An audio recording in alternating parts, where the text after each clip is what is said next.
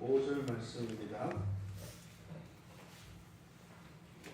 요한계시록 22장 5절을 우리 함께 읽도록 하겠습니다. 우리 같이 읽겠습니다. 다시 밤이 없겠고 등불과 햇빛이 쓸데없으니 이는 주 하나님이 그들에게 비치시니라. 그들이 세세토록 왕노릇 하리로다. 아멘. 그들이 세세토록 왕노릇 하리로다.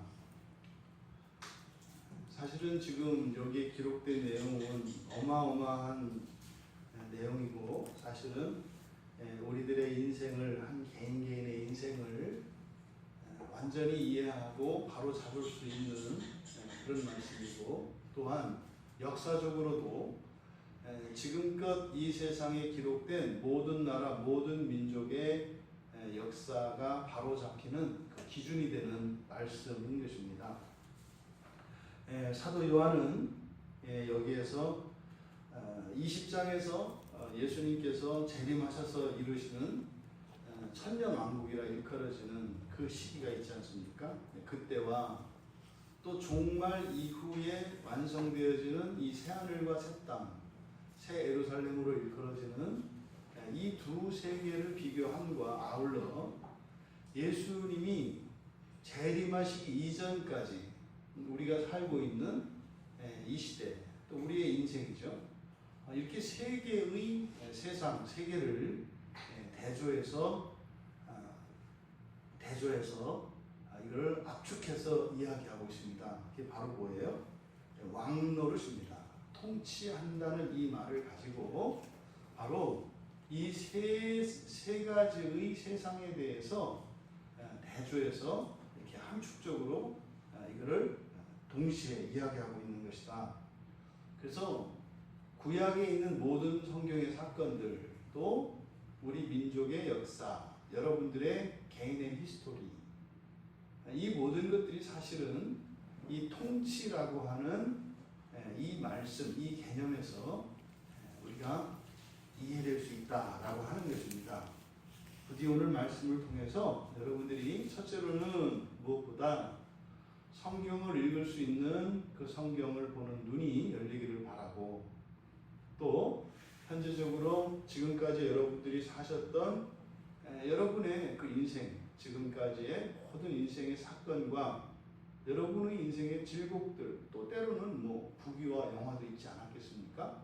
이 모든 것들이 그 밑에 감추어져 있는 영적인 의미들이 깨달아지기를 바라고, 더 나아가 아직 우리가 살아갈 날들, 주님이 다시 오시기 전까지 살아갈 날들, 우리에게 허락되어진 그 시간들을 더욱 뜻있고, 그리고 값지게, 그리고 보람 있는 그런 인생을 살아갈 수 있는 그런 지혜가, 그런 진리가 우리 모두에게 공급되는 이 시간 되기를 바랍니다. 지금 22장 5절에서 하는 이야기는 이미 새 예루살렘 성에 대한 이야기가 21장 9절에서부터 쭉 시작되고 있는데요. 23절에서 25절 보시면 이미 그 성에 대한 특징을 이야기하는데, 해와 달의 비침이 더 이상 필요 없다. 거기에 왜냐하면 하나님 영광이, 그리고 어린 양의 영광이 비치기 때문에 더 이상 그게 필요 없다. 그리고 거기에는 이제 더 이상 밤도 없다. 이 이야기를 이미 앞에서 밝혔습니다.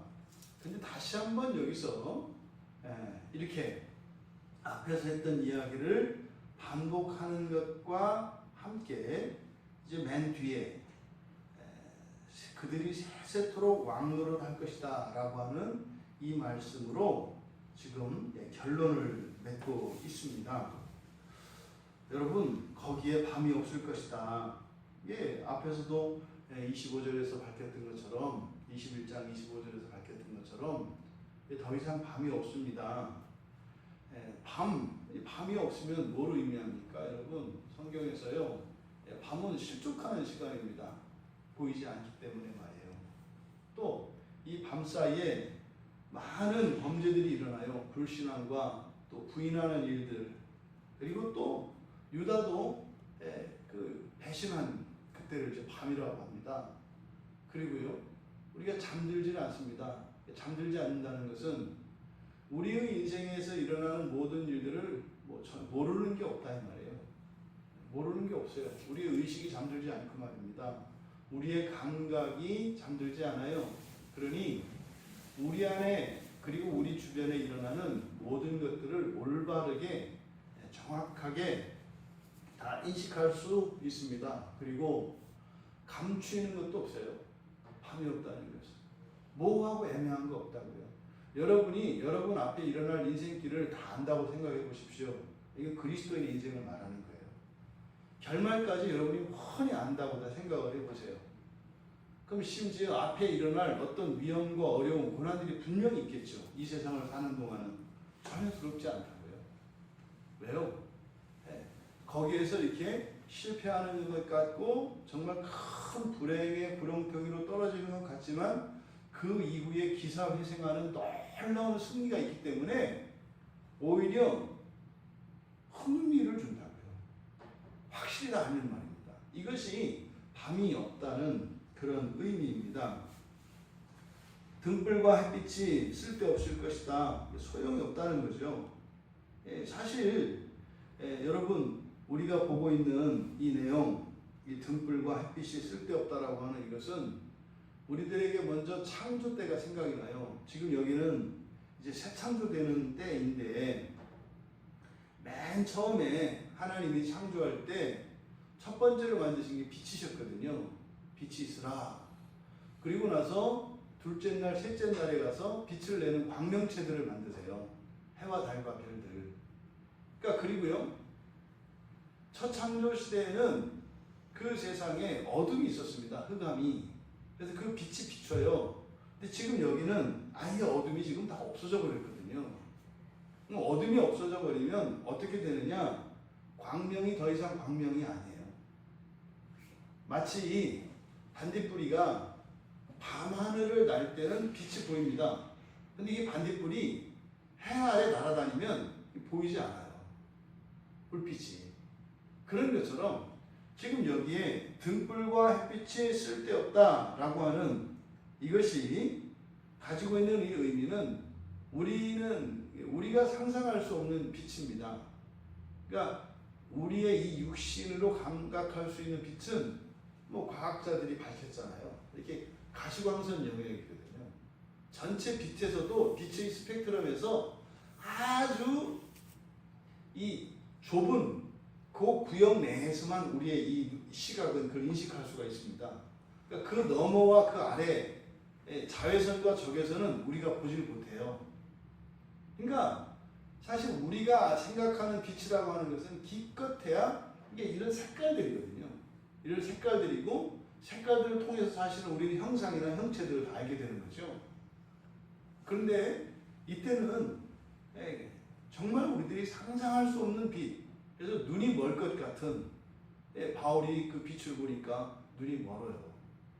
또 변화산에서 예수님이 변화된 그 모습, 부활체를 입으셨을 때 그 모습을 잠깐 보여주셨는데 그냥 빛이더라 이렇게 얘기한다고요.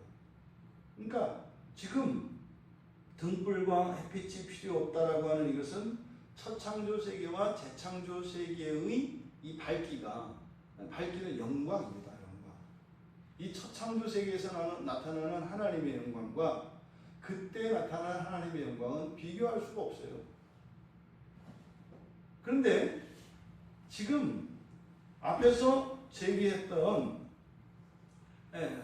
바로 첫째 부활, 그러니까 예수님이 재림하셨을 때, 요때 부활의 몸을 입는다 했잖아요. 첫째 부활에 참여하는 성도들이. 근데 그 성도들이 살고 있는 곳은 이 새 창조된 세상이 아니라 첫 창조 세상 안에서 산다고요. 그러니까 그 새 창조된 첫 창조 세계, 지금 우리가 살고 있는 이 세계에서 이게 서로 다른 두 개의 삶이 존재한다고요. 근데 지금 여기서는 그게 없습니다. 완전히 모든 것이 어둠이 물러가고 완전한 빛으로 하나님의 영광으로 가득 차요. 그럼 여기서요, 등불이 의미하는 것은 무엇이겠고 햇빛이 의미하는 건 뭐겠습니까? 등불이나 여기는 등불의 빛이에요. 둘 다 등불, 햇빛 이렇게 되어 있습니다만 등잔에서 비치는 빛 그리고 해에서 비치는 빛이거든요. 그러니까 두 개의 빛을 나누어서 설명을 하고 있는데 사실 이 등불, 등잔불이라고 하는 것은 성소를 밝히고 있는 그 등불을 가리킵니다. 그리고 등불은 어디에 켜요? 우리가 집 안에 켭니다. 집 안에. 집 내부의 어둠을 밝히는 것이 등불이고 등불에서 나오는 빛이고 햇빛은 이 세상이죠. 자연세계의 이 세상을 비추는 빛이 햇빛입니다. 그러니까 실내에도 어둠이 없고 실외에도 어둠이 없고 전부 빛으로 가득 차 있다는 것을 더욱 강조하는 거죠. 등불과 햇빛으로 나눠서 말입니다. 바로 이렇게 밤이었고 이제는 더 이상 어떤 광명체가 필요 없는 이유, 그것이 여기서 이제 우리들이 눈여겨보아야 하는 것이 이겁니다. 주 하나님이 그들을 비치실 것이기 때문이다. 여기서 원래 여러분 보십시오. 이런 햇빛이나 그리고 등잔의 불빛은 무엇을 비칩니까? 우리를 비칩니까? 세상을 비칩니까? 빛이 비치는 것은 세상을 비춰요. 세상을. 이 빛이 사물을 보게 한다는 점에서 우리의 눈은 그 빛을 보죠. 이 세상에 비춰진 그 빛을 보고 우리는 사물을 분별하고 판단을 합니다.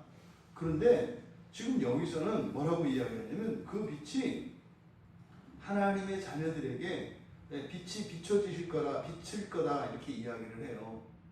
그러니까 여기서 주 하나님이 강조되고 있는데 여호와 하나님, 여호와 하나님, 주 하나님이 강조되고 있는데 지금 이 빛을 비추는 것은 첫 창조 세계에서는 광명체를 두셔서 또 실내에는 등불을 밝히셔서 세상을 그 주변을 비치게 하셔서 하나님의 자녀들로 하여금 그 세상을 살고 분별하고 알도록 했단 말이에요.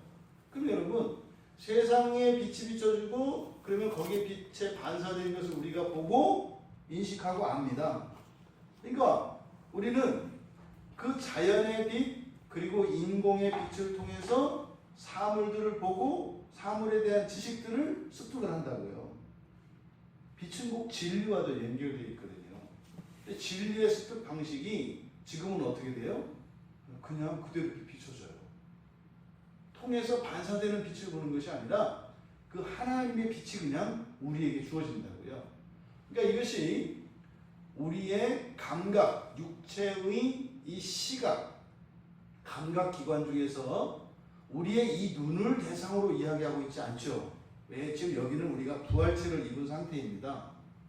부활체를 입은 상태에서는 지금 우리가 사물에 비치는 빛이 그러니까 드러나는 것을 보고 인식하는 게 아니에요.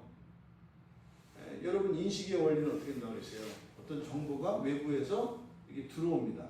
외부에서 이렇게 정보가 들어오면 그 들어온 정보를 여러분들이 먼저 걸러내는 게 믿음이에요.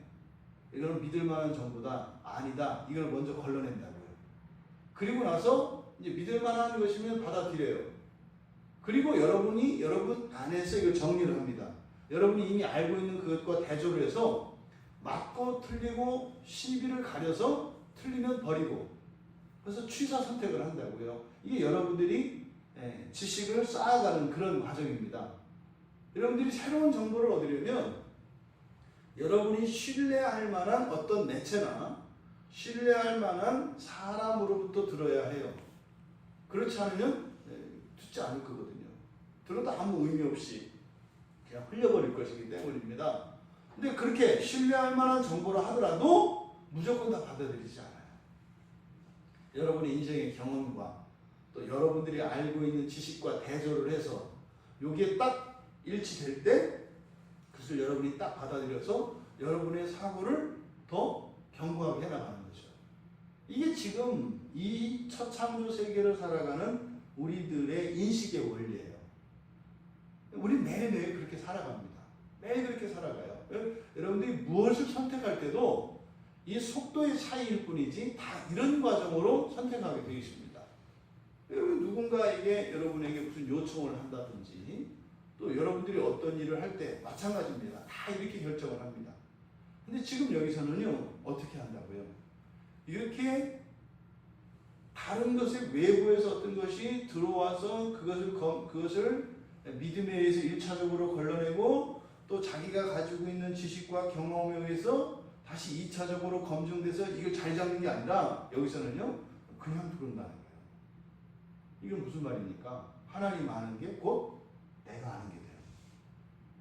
그러니까 이거는 어마어마한 거죠. 이렇게 이제 뭡니까? 컴퓨터에서 이 정보 처리 속도.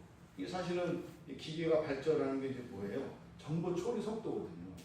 그러니까 여기서 그냥 하나님이 직접 그들에게 비추신다라고 하는 것은 단순히 이 시각적인 것을 이야기하는 것이 아니라 모든 지식과 관련되어 있다. 그러니까 이 지식이요, 그냥 들어오는 거예요. 그냥 엄청난 사건이죠. 바로 이 빛의 비추심이 앞에서 나왔던 밤과 등잔빛 그리고 햇빛, 이것과 지금 대조됩니다. 근데 결국에 그 다음에 나오는 얘기가 뭐예요? 왕노릇이에요. 통치하는 겁니다. 결국은 이 진리는 무엇과 관계되어 있다? 통치와 관계되어 있어요. 통치와. 그러니까 이때 통치하는 것은요, 지금 그들에게 직접 빛을 비추신다고 하는 이것은 사실은 이 새하늘과 새 땅에서 하나님의 백성들이 가지고 있는 지식은 사실은 무엇과 일치한다는 거예요? 하나님의 지식과 일치한다는 거예요. 그러면 하나님이 다스리는 것이나 여러분들이 다스리는 것이나 차이가 있겠어요? 없겠어요? 없어요. 너무 황당한 얘기 같아서 이게 별로 이렇게 마음에 와닿지 않는데 진짜예요, 여러분. 네. 여러분들이 이렇게 된다고 이렇게 진짜인데 진짜. 그럼 여러분 뭐 아닌 건 아니지만 긴 것도 아니다. 뭐 이런 게 뭐 여러분들의 솔직한 심정일 거라고 생각이 드는데 그러면 그래서 그때 그렇게 된다고 쳐요. 저도 뭐 그걸 설교를 해도 누님이 말씀드린다면 저도 잘 모른다고요. 그냥 성경에 있는 거를 그냥 드러낼 뿐이지 그때 일어날 일들은 저도 그냥 되게 왠지 가슴이 뛸 것 같고 뭐 이렇게 막 진짜 심장이 터질 것 같은 그런 느낌은 드는데 진짜 심장이 그렇게 뛰진 않아요. 근데 뭐 되게 될 것 같아요. 하나님의 말씀이니까. 1차적으로 여러분들이 이 말씀에서 얻어야 되는 교훈은 여러분들은 인생을 살아가실 때 어디에 여러분의 그 최종적인 목표를 두고 살아가는가 이것을 점검해 보셔야 돼요. 어디에 목표를 두고 살아가는가. 이게요, 우리의 인생을 완전히 바꾼다니까요. 완전히 바꿔요. 이 종말에 일어날 그때 이 완전한 완성.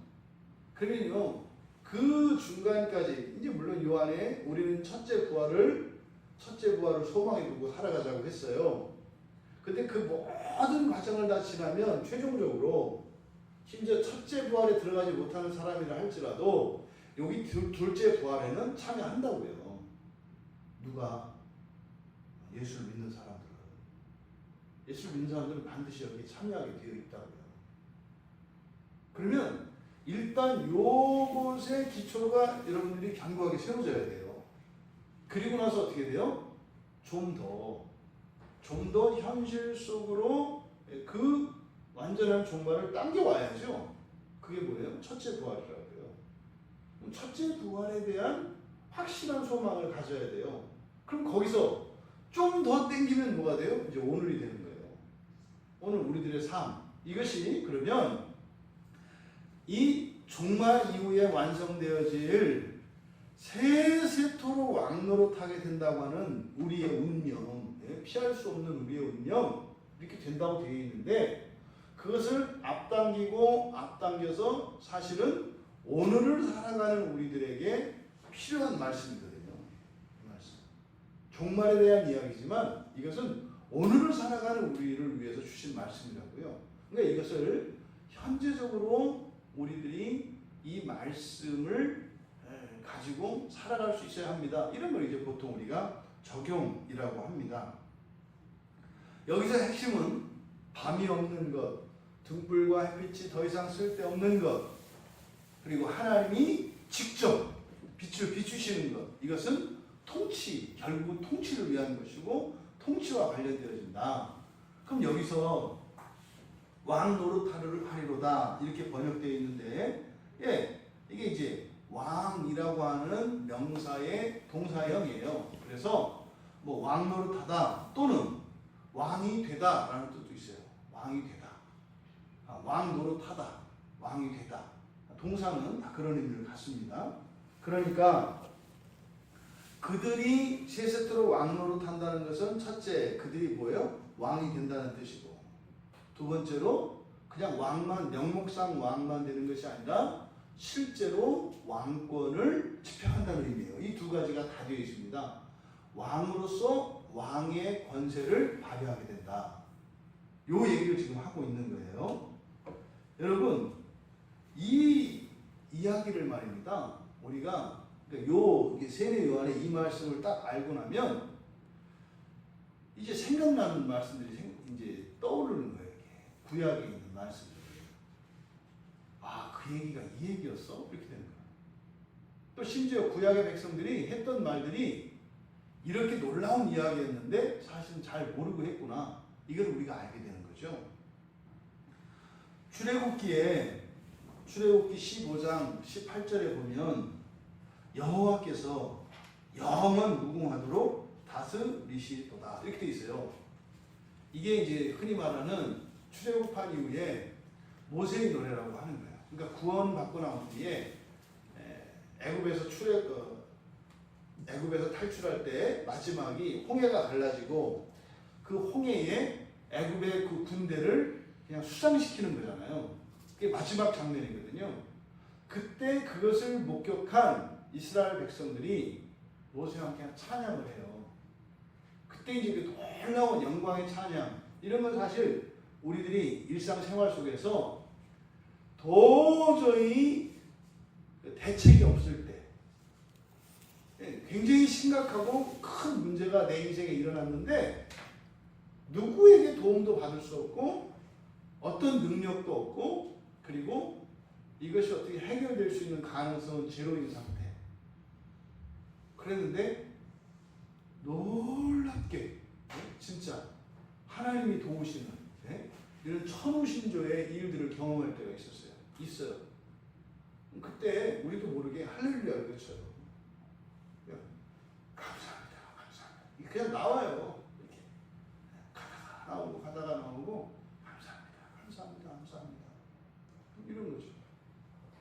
뭐 이제 이런 게 이제 가장 우리가 실감할 수 있는 그런 거예요. 뭐 금방까지 불치병으로 이렇게 죽을 몸이었었는데 며칠 있다 가보니까 없어졌어요.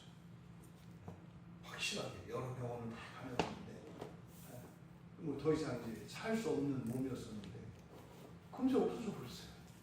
죽을 수가 없다는 거지. 지난주까지는 내가 꼭 죽어야 되는 사람이었는데 한 주가 지났는데 절대로 죽을 수 없는 사람이 됐다는 거예요. 별로 실감 안 납니다. 긴가민가 하거든요. 이러다가 또 이거 다시 또 죽는다고 하는 거 아닌가 뭐 이러거든요. 근데요, 이게 믿음으로 딱 받아들여지고 실제로 사실이 실감이 되면 할렐루야가 나오는 거예요. 그냥 감사합니다. 다른 말 없어요. 그렇게 되는 거죠. 또 우리가 제일 좋아하는 게 또 하나님 다음으로, 다음도 아니야, 비슷하게 좋아하는 게 돈이잖아. 다 망했다. 갑자기 이렇게 막 돈이 생겼을 때 이거는 액수가 중요하지 않아요. 급한 정도에 따라서 어떤 때는 100만 원, 1000만 원, 1억 뭐 상관없어요. 도저히 이제 생길 수 없을 때, 그럴 때 저는 이 할렐루야를 처음 외쳤던 게 6,000원이었어요. 길거리에서 그때 꼭 필요한 돈이 있었는데 정말 그거 없었거든요. 그때 길거리에서 6,000원을 주었는데 그걸 줍고 이제 막 그거 장난치는 것 같아서 막 도망갔습니다만 어쨌든 도망가고 나서 그 이제 아무도 쫓아오는 사람이 없다는 걸 확인했을 때 감사합니다. 절로 나오더라고요. 야, 감사합니다. 그렇게 해가지고 그것 때문에 시험을 볼 수 있었잖아요. 그때 사진값이 3,000원이라고 그랬는데 사진 찍고 그런 거죠. 이게 액수가 중요하지 않아요. 근데 그리스도인들의 삶 속에서는 이런 놀라운 구원의 경험이 있거든요. 뭐 돈뿐입니까? 여러 가지. 네. 뭐 학생들 같으면 시험이랄지, 뭐 여러분들 뭐 자녀 혼사랄지, 뭐 이런 여러분들의 현실 속에서 맞닥뜨리는 어떤 좌절 이런 것이 해결되었을 때, 그때 우리는 노래를 부른다고요. 그때 모세와 이스라엘 백성들이 구원의 노래를 그렇게 부르는데 그 노래의 가사 속에 그게 들어가 있다고요. 출애굽기 15장 18절에 여호와께서 영원 무궁하도록 다스리시도다. 그럼 요거는 퀴즈. 출애굽기 15장 18절에서 부른 이 노래는 무엇에 대한 예언이었을까요? 이거는 사실은 예수님이 재림하셨을 때 천년 왕국에서의 예수 그리스도의 통치에 대한 예언이었던 거죠. 이제 우리는 이제 알 수 있어요, 이거를. 그러니까 출애굽기 15장 18절의 이 예언은 바로 하나님이신 예수께서 친히 이 땅에 이제 다시 재림하셔서 왕으로 다스리시는 천년의 기간에 대한 예언이었다고요. 이게 또 시편 16절에 보면 여호와께서는 영원 무궁토록 왕이시다 이렇게 돼 있어요. 영원 무궁토록 왕이시다. 또 시편 146편 10절에도 그렇게 돼 있어요. 여호와는 영원히 다스리시고 내 하나님은 대대로 통치하리로다. 이 시편 146편 10절이 또 이렇게 다르게 이제 해석이 되는 거예요. 그러니까 출애굽기 15장 18절은 틀림없이 그 천년 왕국 때를 얘기하는 거고요. 시편 16절은 영원 무궁토록 왕이시다라고 했을 때 이것은 그 천년 왕국 때와 종말의 때를 동시에 이야기하는데 사실은 그 종말 이유가 잘 드러나진 않아요. 그런데 시편 146편 10절은요. 이게 이렇게 해석을 할 수가 있어요. 지금 우리말 그 번역입니다. 한번 봐보실래요? 시편 146편 10절.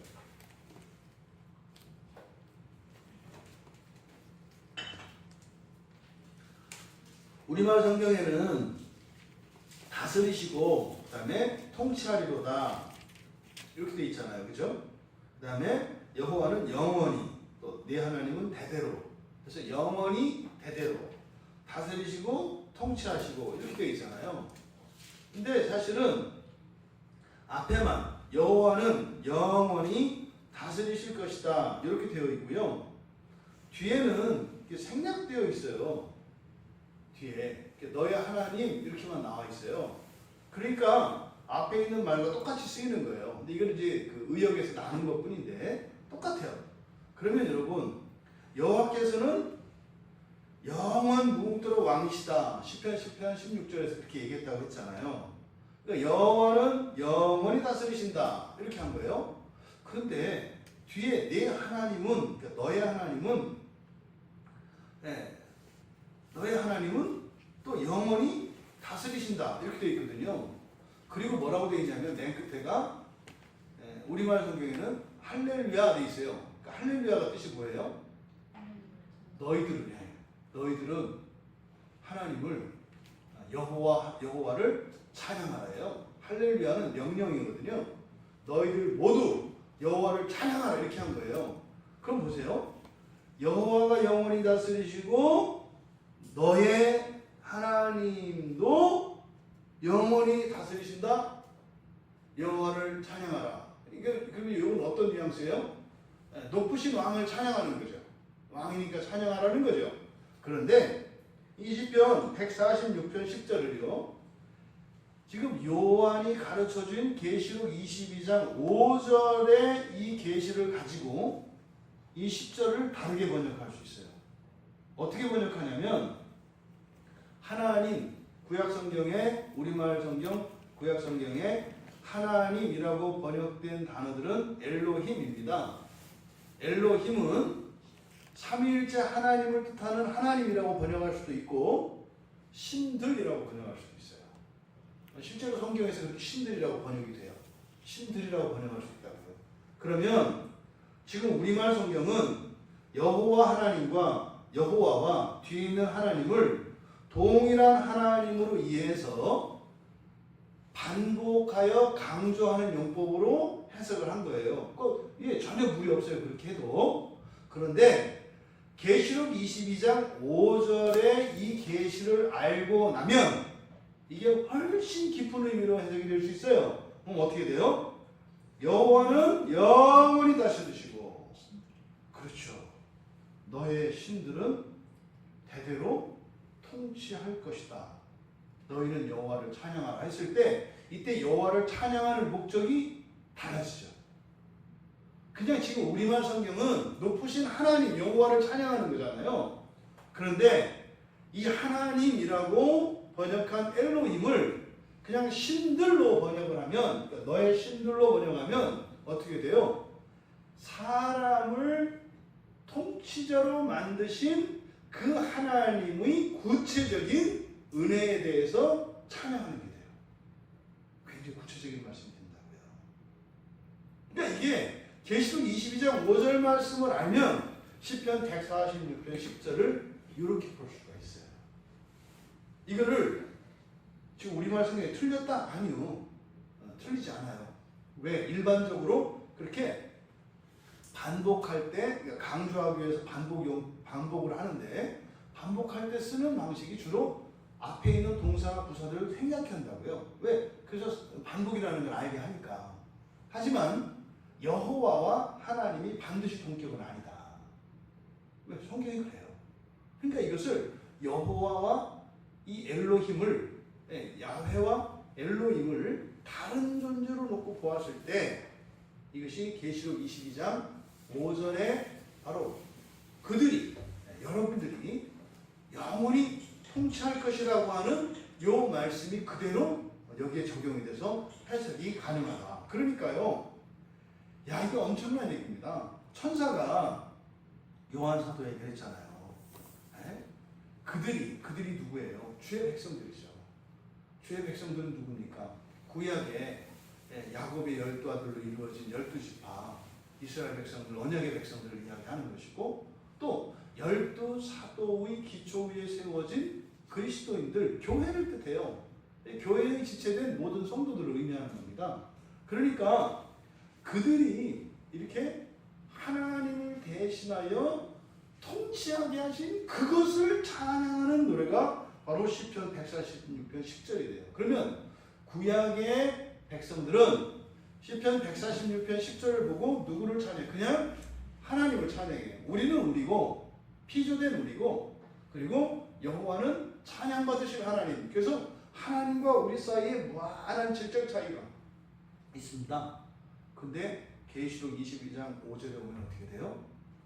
분명히 하나님의 존재와 우리의 존재 사이에는 무한한 격차가 있습니다만 하나님의 놀라운 이 진리와 지식이 공유되어지고, 그래서 여호와께서 통치하시는 그 일이 누구에 의해서? 바로 하나님의 백성들에 의해서 통치되어진다고 하는 이 놀라운 일이 일어나요. 여러분 생각나시죠? 우리 천사론 할 때 주의 사자는 다 천사로 사용된다 그랬잖아요. 근데 학계서에 들어가서 사람이 그 천사를 대신해서 주의 사자로 쓰인다 그랬잖아요. 근데 이제 마지막에 가니까 이제 어떻게 돼요? 사람이 하나님을 대신해서 통치하는, 이 놀라운 계시의 진전이 통치를 향해서 나가고 있다고 하는 것을 우리가 발견할 수 있습니다.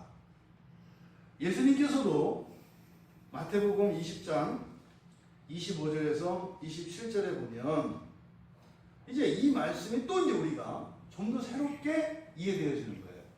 마태복음 20장에 보면 그렇게 되어 있어요. 25절에서 28절까지 말씀을 좀 보십시오. 예수께서 제자들을 불러다가 이르시되 이방인의 집권자들이 그들을 임의로 주관하고 그 고관들이 그들에게 권세를 부리는 줄을 너희가 알거니와 너희 중에는 그렇지 않아야 하나니 뭐라고요? 그러니까 지금 마태복음 20장 25절에서 말씀하시는 이 예수님의 말씀은 예수님이 재림하시기 이전에 이 세상의 정체를 가르쳐 주시는데, 누가 이 세상은 다스린다고요? 이방의 집권자들. 이방의 집권자들은 누구겠어요? 영적으로는 사탄을 말하는 거예요. 이 세상에서는 이방의 집권들, 그러니까 예수님이 재림하시기 전까지는 이방의 집권자들이, 사탄이 이 세상을 어떻게 해요? 지들 마음대로 해요. 임의로. 지들 마음대로 그렇게 주관한다. 그리고 권세를 부린다. 그거 다 알지 않느냐 이 말이에요. 그런데 26절에서 뭐라고 그랬어요? 너희는 그렇지 않아야 한다. 왜요? 우리는 이 세상을 사는 사람들이 아니라 첫째 부활의 천년왕국을 살고 종말 이후를 현재 살아가는 사람들이기 때문에 세상과 같으면 안 된다는 거예요. 여러분, 지금 우리가 이 끝에서 보는 세상은 세 세상이에요. 예수님 오시기 전 세상, 예수님이 오시고 종말이 오기까지의 이 천년왕국의 세상, 그리고 종말 이후에 새하늘과 새 땅의 이 세상, 세 가지 세상을 우리가 지금 보고 있다고요. 근데 여러분들은 이 세 세상을 동시에 사시는 거예요. 근데 어떤 사람은 이 두 번째 중간 세상을 그리스도와 함께 그 왕노릇하는 첫째 부활에 참여하는 사람도 있고 그렇지 못하는 사람도 있다고 그랬어요. 이 사람들은 지옥을 경험한다고 그랬어요. 하지만 이 세 번째 세상에서는 똑같이 왕노릇하게 될 거예요. 그러면 우리가 읽은 이 말씀에서 예수님께서 너희 중에는 그러면 안 된다라고 말씀하시면서 거꾸로 얘기하시죠. 너희 중에 누구든지 크고자 하는 자는 너희를 섬기는 자가 되고 으뜸이 되고자 하는 자는 종이 되라. 그럼 보십시오. 크고자 하는 자, 으뜸이 되고자 하는 자, 같은 의미예요. 섬기는 자, 종이 되어야 한다, 같은 의미예요. 여기에 무엇이 생략되었는지 알 수 있죠, 이제는. 뭐가 생략되어 있습니까? 네? 크고자 하는 자, 으뜸이 되고자 하는 자, 그리고 섬기는 자, 그 다음에 종이 되는 것. 여기에 생략된 내용이 뭐예요? 이거를 28절에서 우리가 알 수 있어요. 28절에 보면 인자가 온 것은 섬김을 받으려 함이 아니라 도리어 섬기려 하고 자기 목숨을 많은 사람의 대속물로 주려 함이니라. 여기 지금 생략되어 있는 게 뭘까요? 어디서 어디로 왔어요? 어디에서 어디로 왔어요? 하나님 나라에서 이 지상 나라로 오신 거죠. 여기서 예수님이 그러셨다고요. 인자가 온 것은 어디서? 하나님 나라 하늘에서. 바로 이 두 번째 세상, 세 번째 세상에서 이 세상에 들어오셨다는 거예요. 그러면 이 첫 번째 세상에서는 바로 이 천년왕국과 종말의 세상에서 통치자로 살아가는 사람들의 이 첫 번째 세상에서의 이 삶은 어떤 것인지를 가르쳐 주신 거죠. 그러니까 예수님이 인자가 하나님 나라에서 그 두 번째 세상, 세 번째 세상에서 첫 번째 세상으로 온 것은 이거죠. 섬김을 받으려 함이 아니라 도리어 섬기려 하고. 그러니까 언제 섬김을 받아요? 두 번째 세상, 세 번째 세상에서 섬김을 받는 거고, 이 첫 번째 세상에서는 뭐 하는 거다? 섬기는 거다.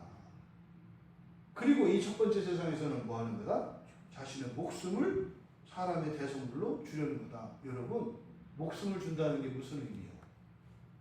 죽어야 돼요? 또 나간다. 또 죽으라 그런다. 여러분, 이게 다른 사람들의 대속물로 준다는 게 여러분들은 어떤 의미로 받아들여 주세요? 이것이 예수님께서 가장 큰 사랑을 이렇게 얘기하신다고요. 예수님이 우리에게 가르쳐 주신 가장 큰 사랑이 뭐예요? 친구를 위하여 자기의 목숨을 내어주는 거예요. 그러니까 여기서 예수님의 목숨, 생명을 준다라고 하는 것은 한마디로 말하면 뭐예요? 사랑이라는 거예요. 이게 예수님의 계명이 뭐가 뭐예요? 내 이웃을 내 몸과 같이 사랑하라는 거잖아요.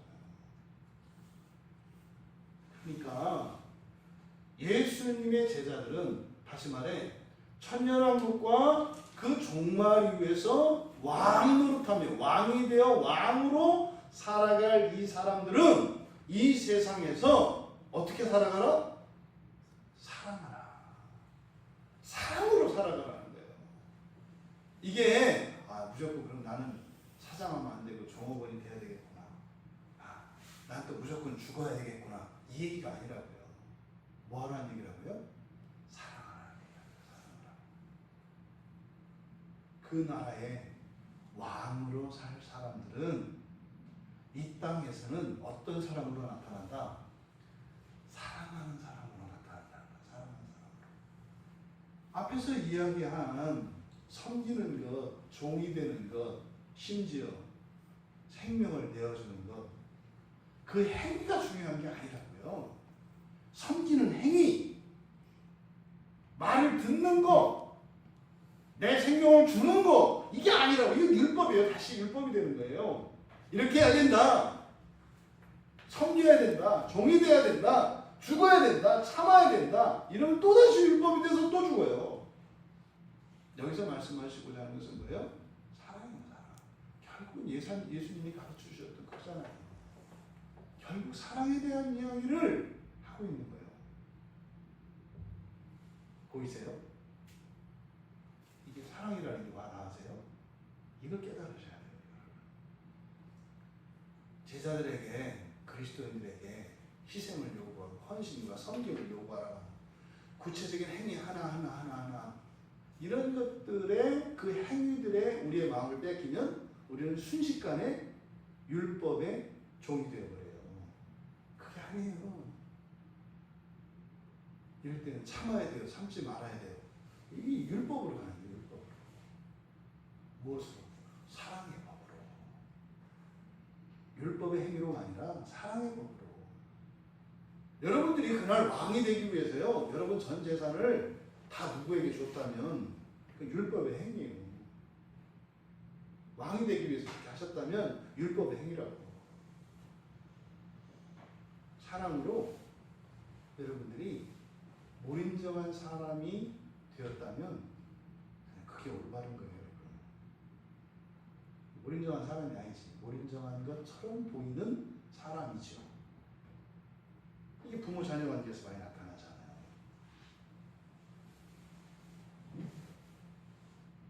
그냥 여러분들이 자녀들이 원하는 대로 다 해주는 게 사랑입니까? 아니라니까요. 여러분들이 열심히 많은 일을 하면 사랑입니까? 아니라니까요. 그 동기와 그 목적 그리고 그 과정 이것이 전부 사랑이어야 한다고요. 그랬을 때 바로 그들이 어떤 사람들이다. 예수님과 함께 다스리는 그 천년왕국과 종말의 그때에 왕노릇하는 왕이 되어 왕노릇하는 사람이라는 것을 예수님께서 가르쳐 주셨던 것임을 알 수 있는 거죠. 이렇게 해라. 그 얘기 된다. 그 얘기 아니에요. 이미 된 거거든요. 근데 왜 이야기를 할까요? 우리가 나는 왕으로 살아가야 할 사람이니까 이렇게 해야 돼 하면서 우리를 다시 율법의 행위로 우리를 몰아간다고요. 그게 아니라는 거예요. 중요한 것은 뭐다? 사랑이라는 거. 이거를 지금 여기서 바울 사도가, 요한 사도가 이야기를 하려는 것입니다. 그래서 여러분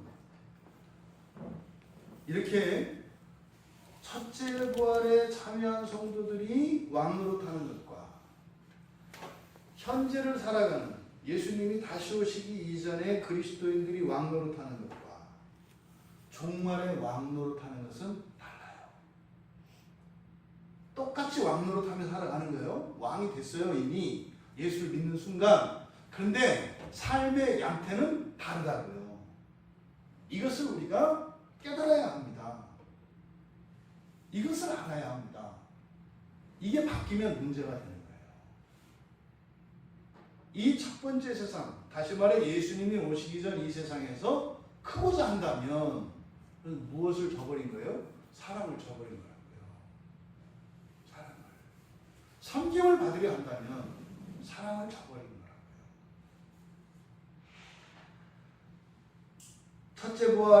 첫째 부활에 참여한 성도들은 20장 6절에 계시록 20장 6절에 봐보세요. 계시록 20장 6절에 보면 그렇게 돼 있어요. 이 첫째 부활에 참여하는 자들은 복이 있고 거룩하도다. 둘째 사방이 그들을 다스리는 권세가 없고 도리어 그들이 하나님과 그리스도의 제사장이 되어 천년 동안 그리스도와 더불어 왕노릇하리라. 이렇게 돼 있어요. 천년 왕국에서 왕노릇은 어떻게 하는 거예요? 하나님과 그리스도의 제사장이 되어서 다스리는 거예요. 좀 다르죠. 그리고요, 더불어서 다스리는 거예요. 더불어서. 여기 천년 왕국의 다스림의 형식이에요. 그러니까 제사장이 되어 함께 다스리는 것이 천년 왕국의 그리스도인들의 통치 방식이에요. 그죠? 그러면 여기서 제사장이라는 것은 뭡니까? 제사장은 중재자라고요. 중재자예요. 그러니까 지금 이 첫째 부활에 참여했던 한 이때는 첫째 부활에 참여하지 않았으면서 살아있는 사람들이 있죠. 이해되시죠? 그러니까 첫째 부활에 참여하지 못한 그리고 아직 죽지 않은 살아있는 사람들이 있다고요. 거기에도 여전히 신자와 불신자가 공존해요. 그 시대에서. 그러니까 그때에 바로 제사장 역할을 한다고요. 그러니까 이 첫째 부활에서 통치하시는 이것은 사실은 무엇과 관계되어 있어요? 구원과 관계되어 있어요. 구원과. 왜? 제사장 직분이니까.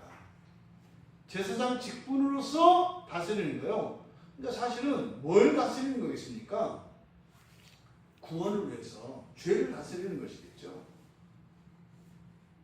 이게 그 첫째 부활에 참여한 그 천년 왕국에서 우리 그리스도인들이 다스리는 거예요. 그리고 함께 다스려요. 혼자 단독적으로 다스리지 못한다고요. 단독적으로. 그런데 지금 여기에 와서는 어떻게 됩니까? 22장 5절에서는 그냥 직접 다스려요. 단독적으로 다스린다고요. 함께가 아니라 그냥 단독적으로 다스리게 된다 이 말이에요.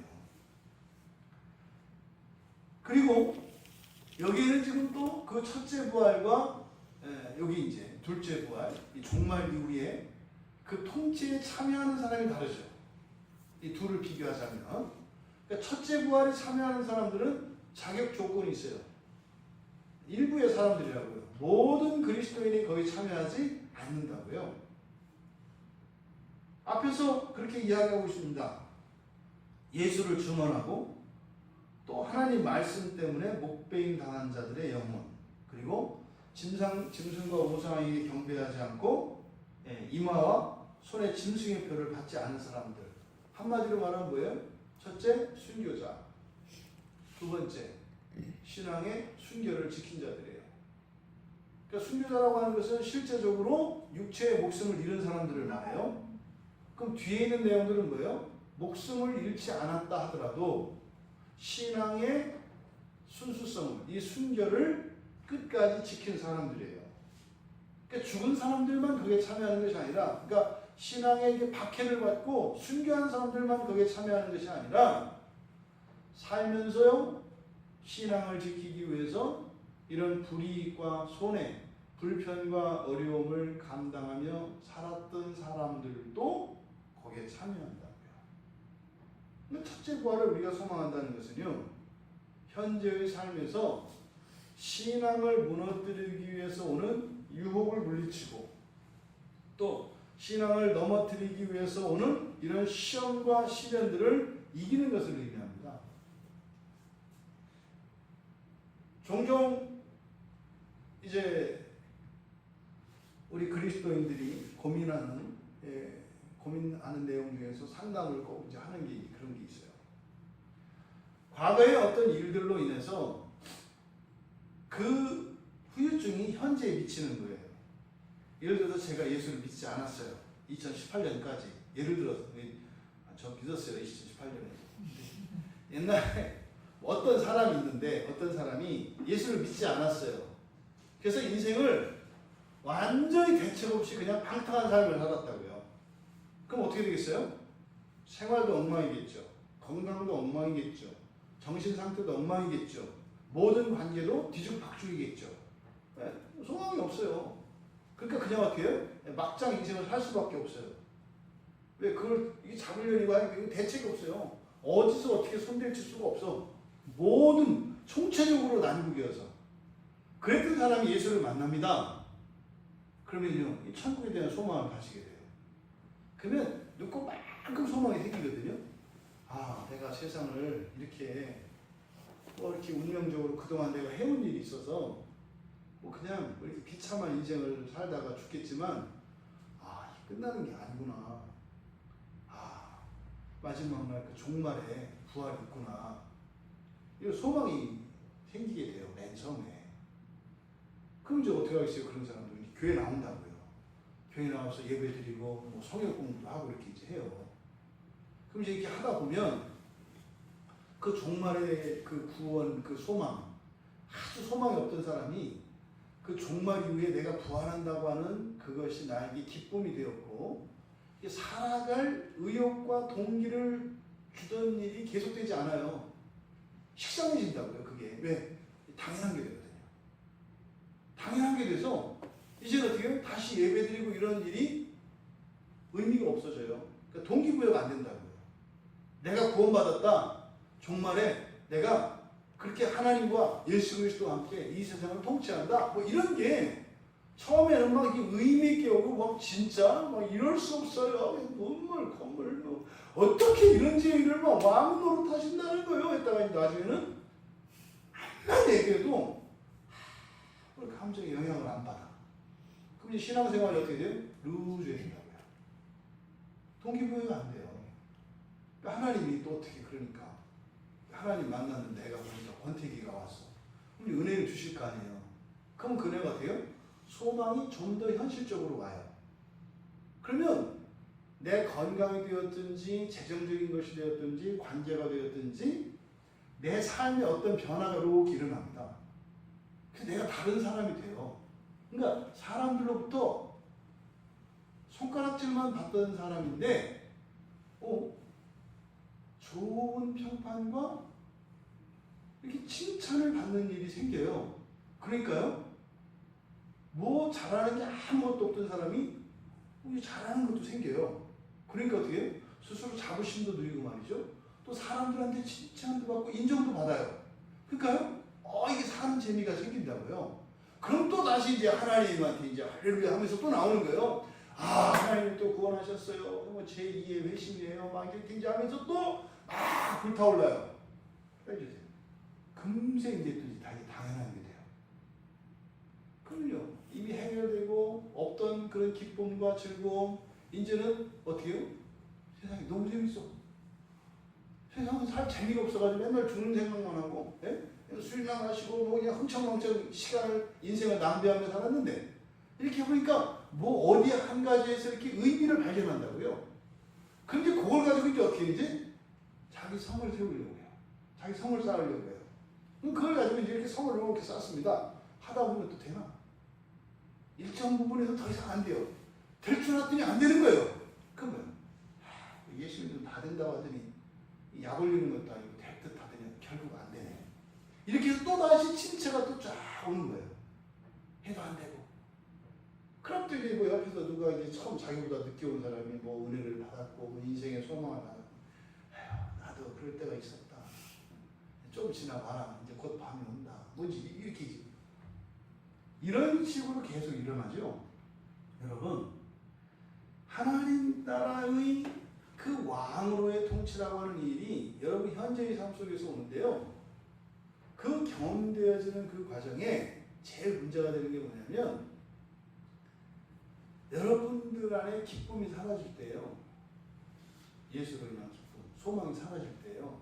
이때가 언제냐면, 여러분 과거에 저질러 놓은 일들이 있어요.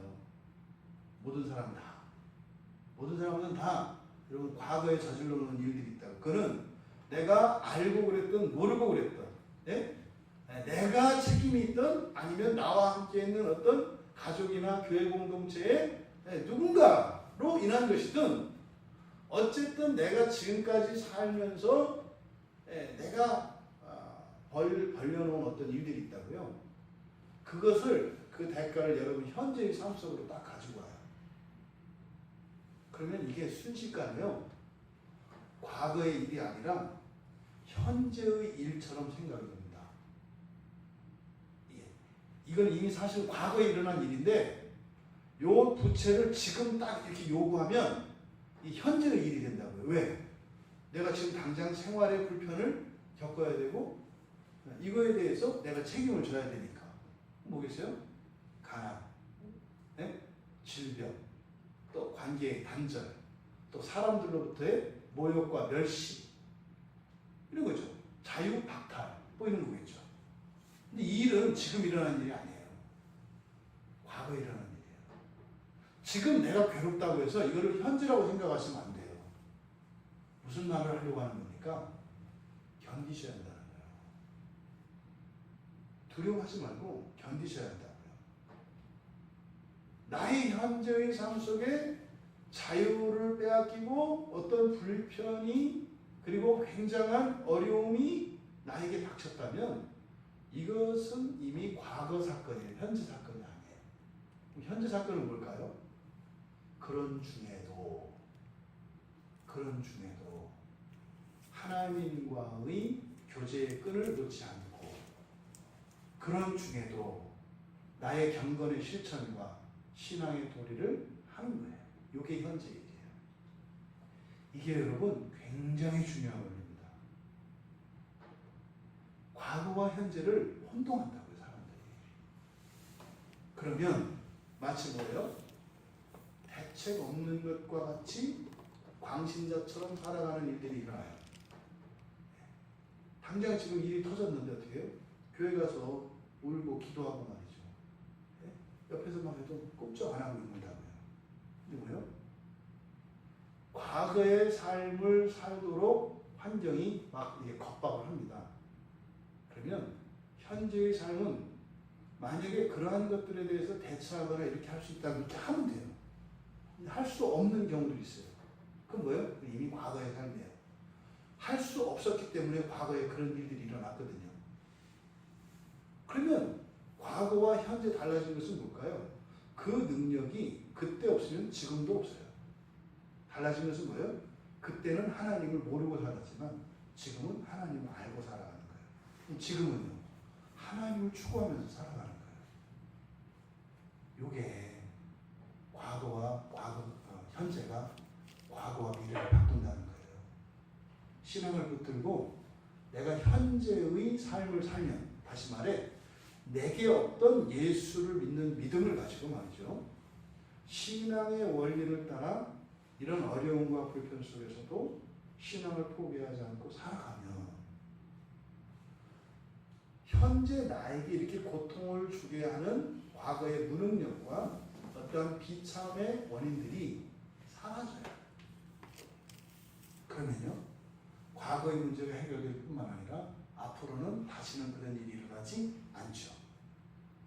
이게 굉장히 중요한 신앙의 원리입니다. 통치가 바로 이런 식으로 일어난다고요.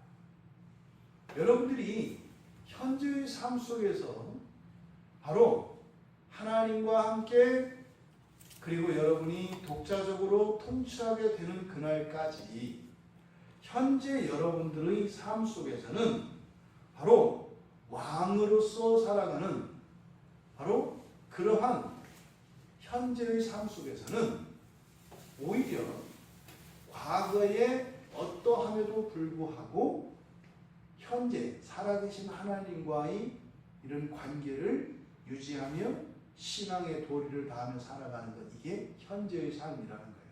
이게 흔히 우리가 말하는 신앙생활, 이게 뭐예요? 이게 현재의 생활이에요. 현재의 생활. 그러면 이런저런 상황에 따라 끌려가는 생활, 이거 무슨 생활이에요? 과거의 생활입니다. 여러분들 우리가 한번 돌아보세요. 우리가 매일매일의 현재를 현재로 살았든가 과거를 현재로 살았든가 우리가 인생을 허비하고 이렇게 실패했던 가장 중요한 이유가 바로 이겁니다. 과거를 현재로 착각하고 살아갈 때 현재 안에서 일어나야 할 변화들을 미래로 만들어버려요. 그래서 현재가 바뀌지 않게 한다고요. 여기 마귀의 전략이에요. 그러면 과거의 삶을 살면 현재가 미래가 돼버려요. 그럼 현재 누려야 할 것이 미래로 가버린다고요. 여러분들이 바로 이 세 세계, 예수 그리스도의 재림과 종말이라고 하는 이 두 개의 기준을 통해서 이 세 세계를 여러분들이 잘 분별을 하시고, 여러분들이 정말 왕으로서 다스리는 그때는 언제다? 첫째 부활 이후라고 하는 것을 잊지 마셔야 돼요. 현재는 그날을 위해서 현재의 삶에서 준비하는 것처럼 살아갈 때, 그것이 진정한 그 왕으로서 살아가는 것이다 하는 것을 여러분들이 깨달을 수 있게 되기를 바랍니다. 우리가요, 그 또 천년왕국과 그 새하늘과 새 땅을 비교할 때 또 하나 이제 그 차이점이 이제 그거예요. 이제 직접 다스린다는 것, 독자적으로 다스린다는 것, 그것뿐만 아니라 또 하나 뭐예요? 그때는 천년이 아니라 세세토록이에요. 천년왕국은 임시기간이라고요. 임시기간. 제한된 기간이라고요. 그리고 어떻게요? 제사장적 통치라고 했잖아요. 근데 이제 여기서는 왕적 통치이고 독자적인 통치이고 영원한 통치예요. 이것이 달라요. 그리고 다스리는 세상이 첫 번째 세상이 아니라 두 번째 그 새 세상, 새 창조된 세상이라고 하는 것, 이것이 차이죠. 여러분들이 지금 우리가 이 종말 이후에 일어날 영원한 직접적이고 왕적이며 그렇게 영원한 그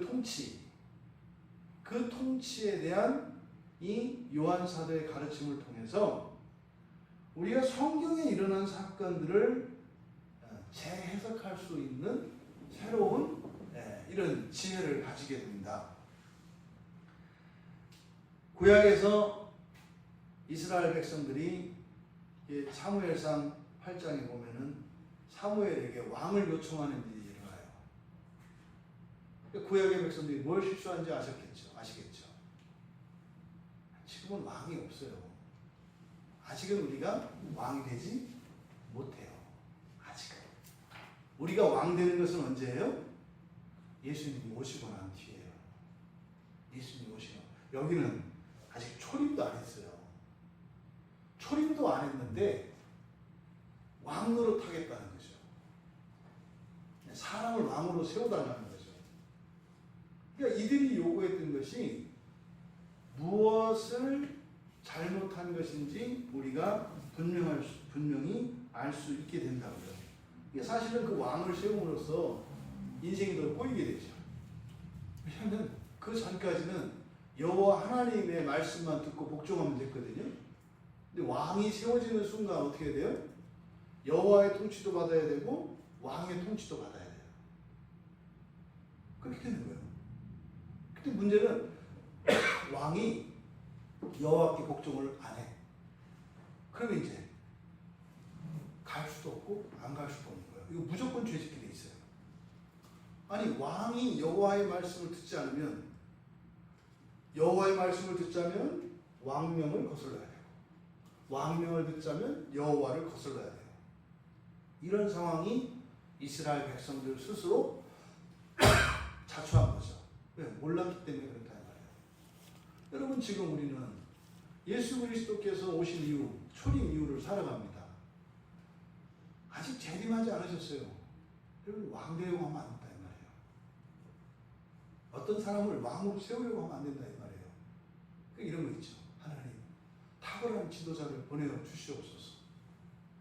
이 땅에 하나님의 공의가 하수와 같이 넘치도록 탁월한 지도자를, 민족의 다니엘을 세워주시옵소서. 왕이에요. 지금 요한의 말씀을 보니까 이러면 안 된다는 걸 알게 된 거죠. 지금은 누구를 보내달라고 할 것이 아니라 어떻게 해야 돼요?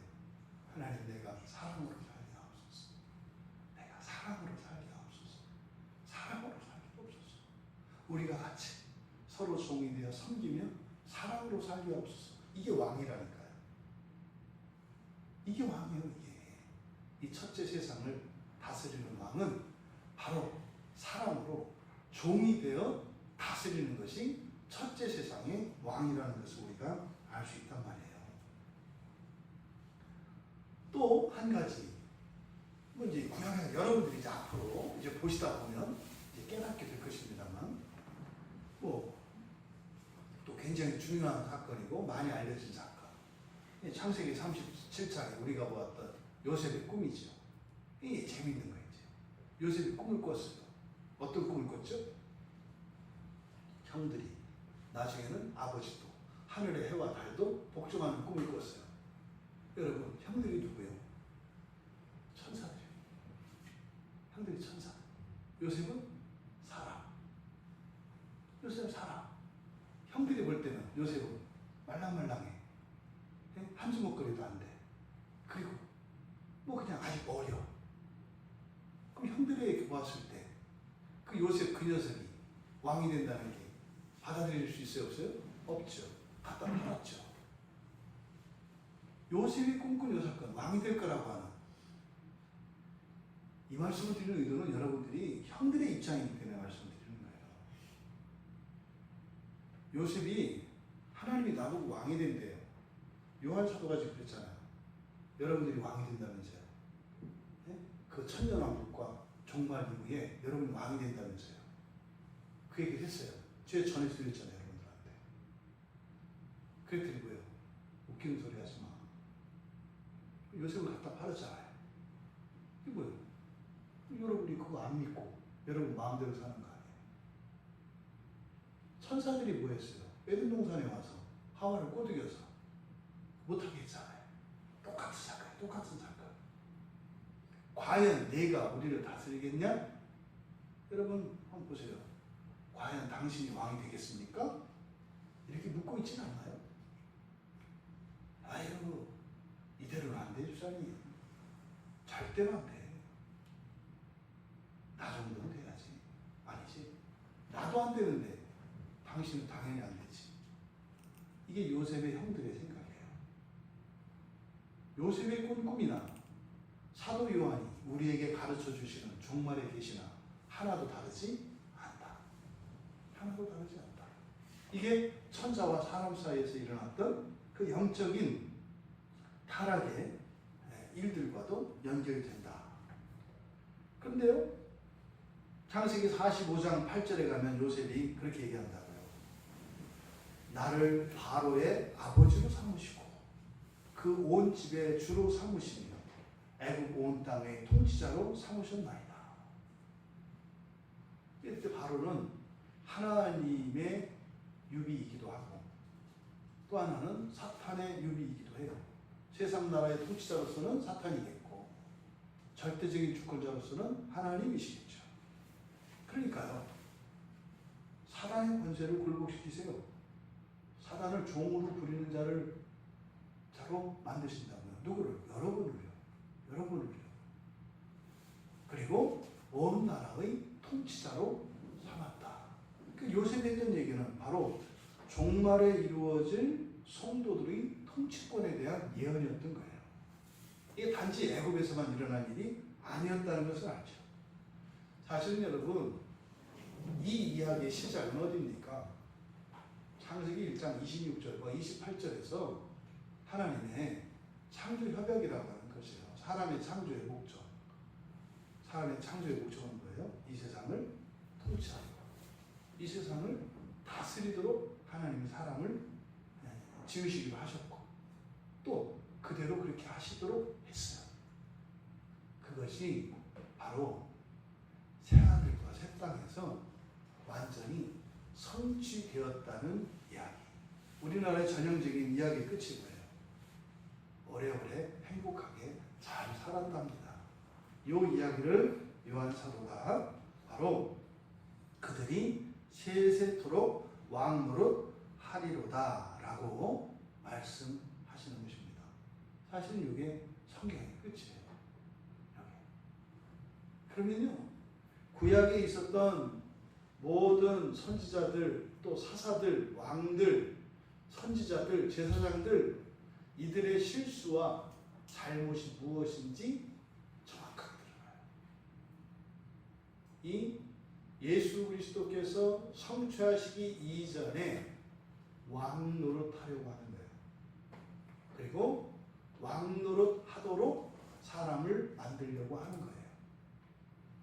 그것이 아니라 우리들이 이 첫 번째 세상에서 해야 되는 것은 오직 무엇이다? 사랑이다. 사랑이 왕이다. 사랑이 왕이다. 그런데 이 세상은 사랑으로 왕이 되면 죽을 것이다. 살 것이다가 아니라 그것으로 죽을 것이다 이야기한다 이 말이에요. 무슨 말입니까? 그것으로 보람을 찾거나 인정을 받거나 그런 거 없다는 거예요. 그것이 이 첫 번째 세상의 왕이라고 하는 사실을 요한 사도는 깨달은 거예요. 여러분,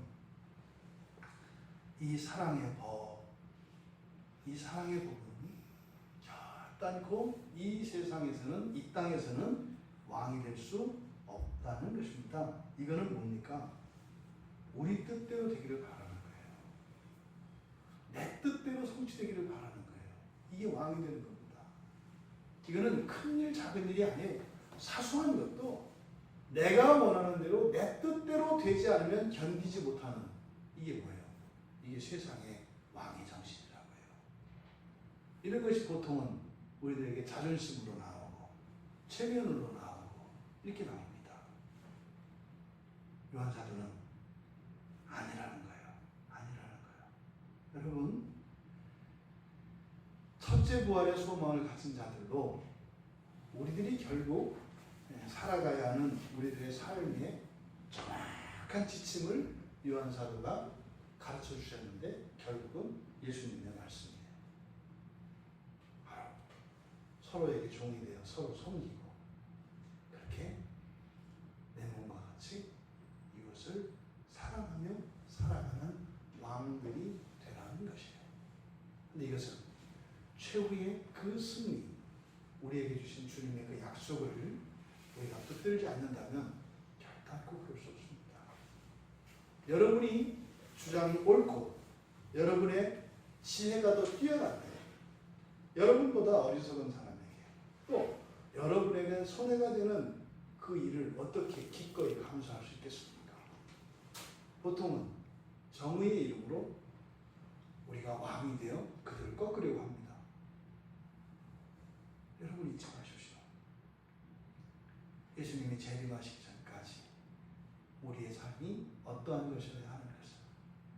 그래서 우리가 잘못 알고 있는 그 법 때문에 다시 복음 안에 있으면서도 다시 율법으로 돌아가 그 율법의 행위로 자꾸만 왕노릇 하는 것이 그것이 성경에 부합하는 것이냐 잘못 생각해서 우리 자신을 얼마나 괴롭히고 우리 주변을 얼마나 힘들게 하고 고통을 주며 마귀를 기쁘게 하는 그런 삶을 살았던가 하는 것을 오늘 말씀을 통해 우리 모두가 깨달을 수 있게 되기를 바랍니다. 여러분 두려워하지 마십시오.